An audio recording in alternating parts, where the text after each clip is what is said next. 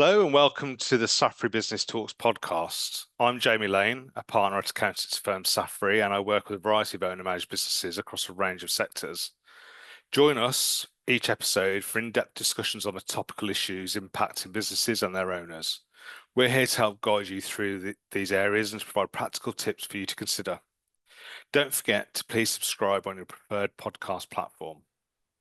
So in today's episode, we're going to be covering a topic that's becoming increasingly important for UK businesses, and that's corporate criminal offence regulations, or commonly referred to as CCO. And to help discuss this topic, I'm joined by Zoe Thomas, a fellow partner at Saffery and our head of corporate tax. So Zoe, good to have you here today. Maybe you could perhaps kick off by talking about what these regulations are and also why they're so important for businesses to consider. Yeah, sure. Thanks, Jamie. It's a bit of a tongue twister. The corporate offence for failure to prevent the facilitation of tax evasion came into force on the 30th of September 2017, and it was part of the overall Criminal Finances Act in 2017. And basically, it makes a criminal offence if a company, partnership, or other legal person fails to take reasonable steps to prevent its employees or associated persons from facilitating tax evasion. So thanks for that, Zoe. What are the different types of corporate criminal offence, and why should every UK business, regardless of size, be paying attention to the regulations? So there are essentially two offences. The first is the facilitation of UK tax evasion, and the second applies to the facilitation of foreign tax evasion. It applies, as I said before, to all legal persons. So that's companies, partnerships, LLPs, LPs, regardless or not whether they operate commercially. So it also includes charities wherever they are located, if there is the facilitation of UK tax evasion. And in respect of the foreign tax evasion, this applies to businesses with a UK connection in respect of the facilitation of non-UK tax evasion. So it includes UK legal persons, as I've mentioned above, so companies, partnerships, etc., foreign legal persons with a place of business in the UK, and foreign legal persons where the act of facilitation has taken place in the UK. So that bit is quite convoluted, so you definitely need to kind of seek advice regarding that one, because that is never straightforward. And the rules of particular concern for HMRC's focus on the tax avoidance by high net worth individuals, which obviously affects a number of our clients. So it is of particular concern to our clients in that regard. And as you rightly said, it's regardless of size. So there's no thresholds of certain revenue targets, turnover, size of balance sheet. It is any legal person, company, partnership, limited partnership, or, as I said, charity. So it's quite wide-reaching. It's been out for quite a number of years now. So I think 2017 was the year the Act was introduced. Yeah. What is HMRC's focus right now? So having had the legislation in for nearly 8 years, why are we talking about it now, and what are HMRC actually doing? So that when they first brought it in, kind of like a couple of years of light touch where they said they'll let people get used to it and understand how it applies to them. Then we went into COVID. And so everything was kind of like put on hold because they were just living with COVID and kind of running through those kind of things, and businesses had other issues to focus on. But now they've kind of come back and said they're revisiting this and actually going through and probably starting with the largest, most risky businesses as they see it in their eyes, and working down sectors that are targeting. So the HMRC's current focus, and as we stand today, they've got 11 active investigations, and they have got 28 active where they're saying they're under review. So they haven't actually instigated an investigation, they are reviewing the position. They have targeted a number of sectors: accountancy, legal, software, logistics, real estate, and financial services. They see those as the most high risk, and as I mentioned before, also high net worth individuals. And I suppose if I give a little bit of detail about the legislation, it basically says that that a relevant body is liable to the offence if associated persons facilitate tax evasion. So that's all a bit kind of legalese and a bit wordy, but there are some real key issues that people, I suppose, need to be aware of, because an organisation can be guilty whether or not you know you are. And I think that's the important thing for people to realise. So a relevant body refers to incorporated bodies and partnerships, as well as corporates. It doesn't include a trust, because that is not a relevant body. However, associated persons is really widely drawn. So it's employee, agent, any other person who provides a service on behalf of that relevant body. So that has been specifically drawn so that it covers intermediaries, agents. I suppose it's just very far reaching, and HMRC have done that deliberately. And also the concept of a person who performs services for on behalf of a relevant body is also very broad, because again, they want to capture a wide array of individuals, enterprises, etc., who could potentially facilitate tax evasion. It's also really important to realise that this is a strict liability offence. So that means that it's needed for the relevant body to be deemed liable for if the following two conditions have been satisfied.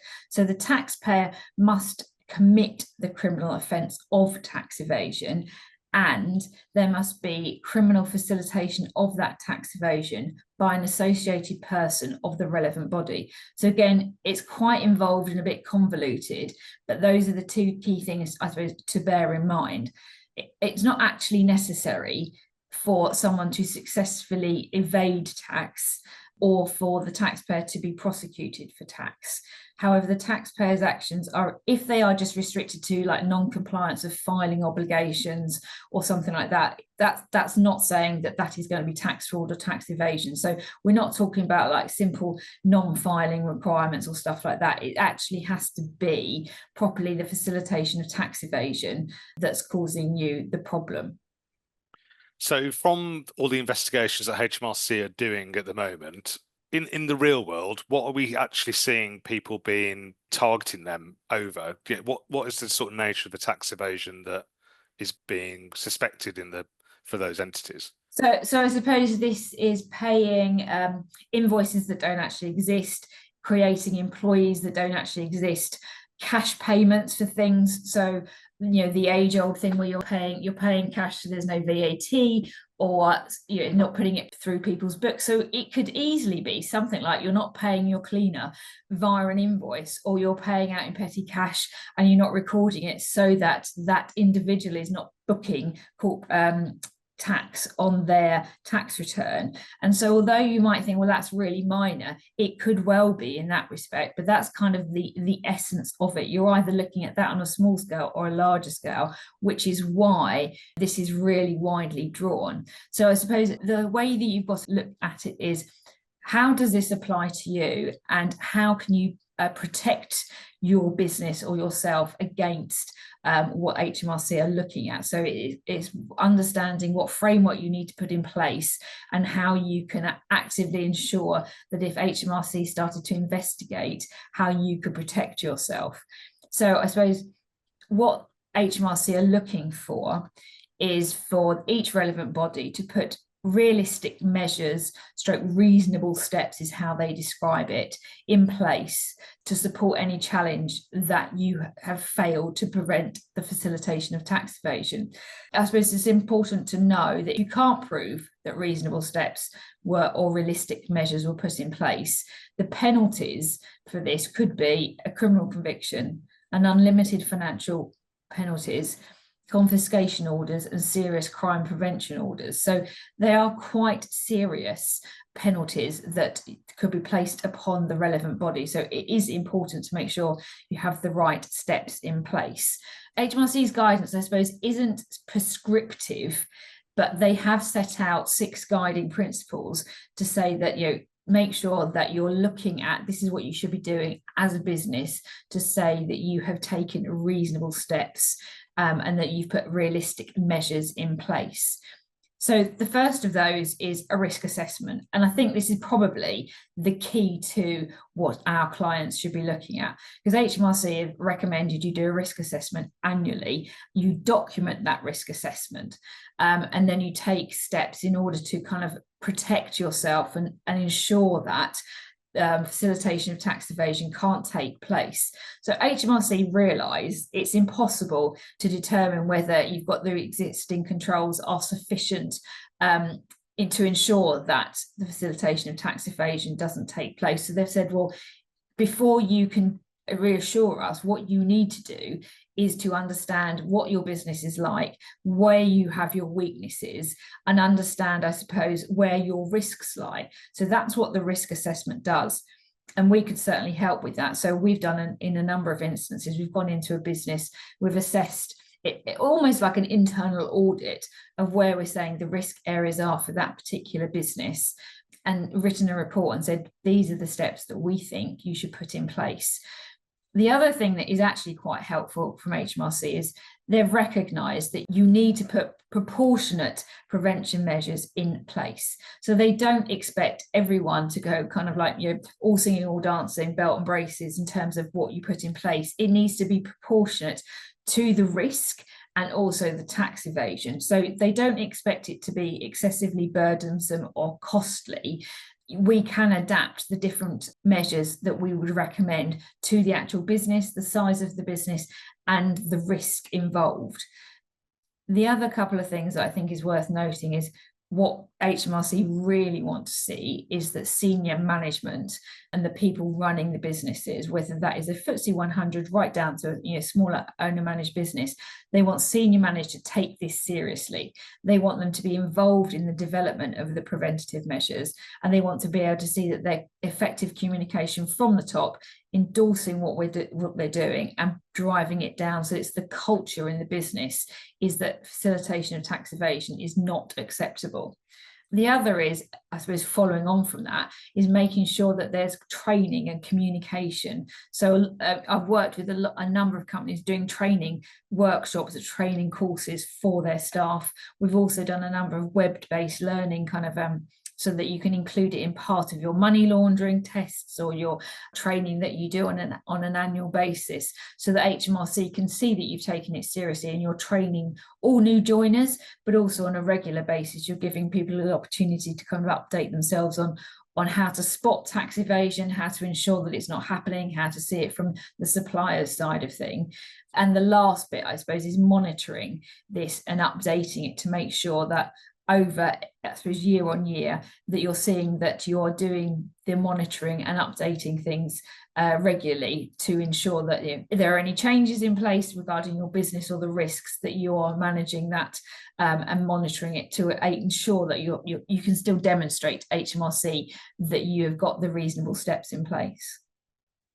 Okay, so the framework's quite useful. I suppose before I dive into a couple of those areas, if HMRC launched an investigation into payroll issues or something like that. So if HMRC suspected that you were giving payroll benefits to employees, but you weren't declaring them as P11D expenses, is there an interaction between CCO and that if they suspect that you've done that deliberately? Oh, no, absolutely. Yeah, there is. So there's CCO and also the senior accounting officer, but also you're right, they would do an investigation into, so they might even open an inquiry just generally into how you do expenses or how you do, I suppose, benefits in kind, all of that kind of stuff, in terms of they would want to understand what you're doing for an employment taxes position. And if they thought what they were investigating and had started to look at from just a general inquiry actually was more than that, then they would certainly open up that and speak to, I suppose, the relevant people involved. So it could come from a number of different angles. So it doesn't actually have to be from an investigation or inquiry specifically into corporate criminal offence. This could come from any other inquiry that they are looking into, because this is really broad, as we've said, and covers a number of different areas. So it's more typical that this would actually come from a standard inquiry into something, and then they've opened it up and they've realized, well, actually this might not be quite as we had expected. We might need to investigate further. And as I've said, it may be that actually the company doesn't know that it's involved because it's one of their employees that is doing this, and nobody spotted it. So it doesn't mean that the company is backing it or supporting it or part of it. It might not be, but it's just something that's been uncovered as people have started to look at it in more detail. Okay, thank you. Who are the key people in an organisation that are liable from a criminal perspective? So is it the board of directors? Could it be an employee in the organisation? So it is the senior management to start with, in terms of it's their roles and responsibilities. But as I've said, this is, so you're looking at it as the corporate and who is running the corporate. It's their responsibility. So yes, it is the directors.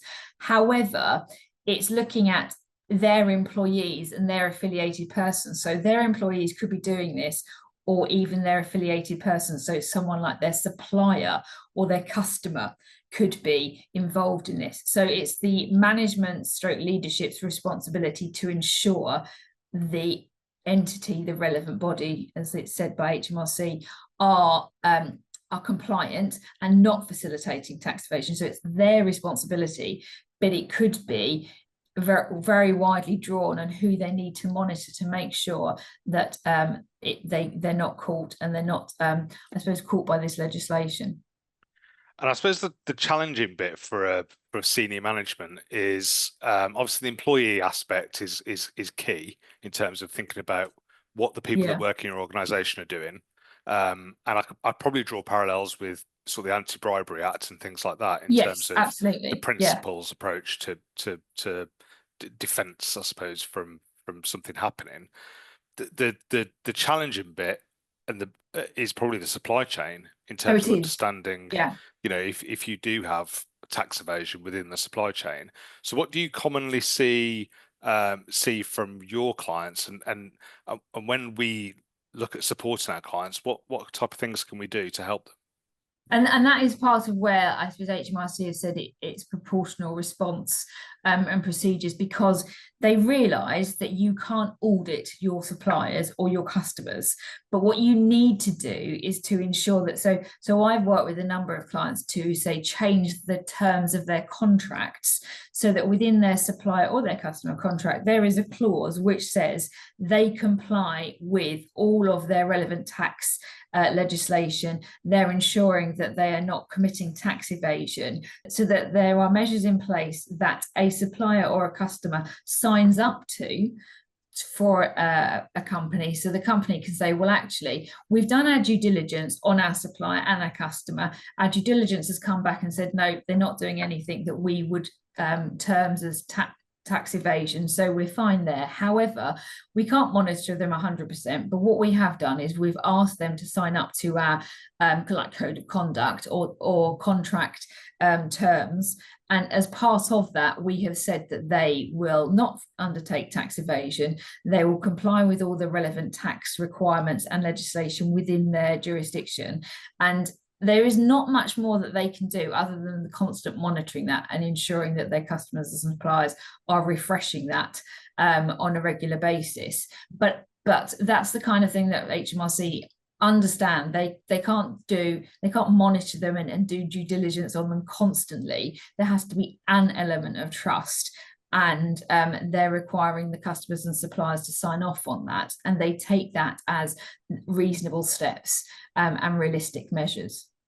And I suppose that's important, isn't it, when you think about the size of company or body that this applies to, in that you could have a FTSE 100 billion revenue business, or you could have a 10 million revenue owner managed business, and make sure those safeguards are scalable between the two is pretty key. Yes. Yeah. And I suppose one quick question: has anyone gone to prison for this yet? No, not yet. There have been fines issued. There have been fines issued, significant fines. Currently, the ones I've seen have been in the financial services sector, and they're kind of linked to money laundering, and they've come out of that side of stuff. So yeah, not yet. Okay. Interesting. And when people are fined, has it been the corporate or has it been individual directors? So far, it's been the corporate that I've seen. Okay. Yeah, not an individual. It doesn't mean it couldn't be, but it's been the corporate. Yeah. So we talked a little bit earlier about the type of work that we can do at Saffery to support our clients. Perhaps you'd just be able to talk through in a little bit more detail the sort of the things that we do for clients and why it's so important to make sure that it's taken seriously. So I suppose start with the second question. The reason it needs to be taken seriously is the penalties, but also the reputational risk. So obviously you do not necessarily want your name in the press or banded around saying, you're facilitating tax evasion. That's not a good thing, especially nowadays where, HMRC are really clamping down on things, but it's also seen as a moral thing. So the reputation is important, but also in terms of what we have done, I suppose the starting point is the risk assessment. So I would certainly recommend as the first step that either the business or we help you with carrying out a risk assessment. And so we come in to the business, we'd probably do a workshop with some of the key stakeholders, understand the processes and the controls. So it's kind of like a mini internal audit to start with. And then we would come back and say, well, these are the areas that we see the risks for your business.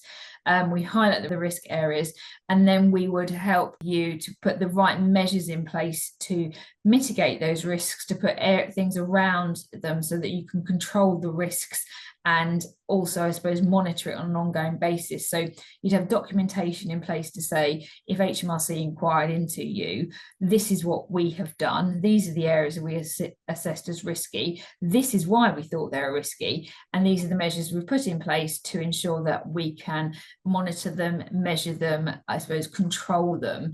And then we would also, I suppose, then do regular checkups. And then I suppose the other thing is we have worked with the legal advisors, as I mentioned before, to help with contracts or code of conduct to ensure that the businesses feel that their suppliers and customers are signed up to doing the right thing. We've also done a number of due diligence exercises in respect of some customers or suppliers. So if our client doesn't have the time or the resources to do a due diligence on a new supplier or customer, they've asked us to do that. So we will do, I suppose, a mini due diligence on that business just to understand how they operate. Do we think they operate within what they're supposed to be doing within whatever jurisdictions they are? So there are a number of areas that we can help. And then obviously, as I said, on the training, we have carried out a number of training programs for clients. We've helped with some web-based learning as well, so that it's part of their anti-money laundering training, etc.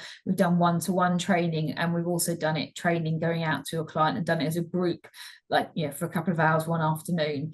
And then in terms of the ongoing, we kind of, on a couple of clients, we've gone in every other year to make sure that they're still ensuring that they are up to date, that all of their new joiners are involved, they understand what the risks are, and just generally making sure that they're monitoring their risks and there aren't any new risks or something hasn't changed. So it's there are a number of areas that we can help. My final question is from an M&A perspective. If a client is looking to sell their business, they've done nothing on CCO, what would you commonly see in an SPA around the sale of that business? Would they effectively give an indemnity or something that they're on the hook for it? Absolutely, yeah. Yeah, which is quite scary, isn't it? So the risk doesn't go away. Yeah. No, and I have actually said it also needs to be part of an audit. Yeah, absolutely. Audit. Yeah, absolutely. For the very same reason. Yeah. Yeah, because I imagine the quantum of fines that are being dished out aren't, sort of pocket change. No, certainly for some of the financial institutions, they're not small. No. Well, some quite sobering points there on CCO and quite a lot of things to take away for people listening today. So thank you, Zoe, for joining me. So that's all for this episode of the Saffery Business Talks podcast. At Saffery, we provide a range of tax and advisory services to help businesses and their owners achieve their objectives. And if you'd like to find out more about the services we offer, or for more information and insights, then please do visit our website at saffery.com. And don't forget to subscribe on your preferred podcast platform and leave us a review if you found this episode helpful. Thank you for listening. I look forward to seeing you next time.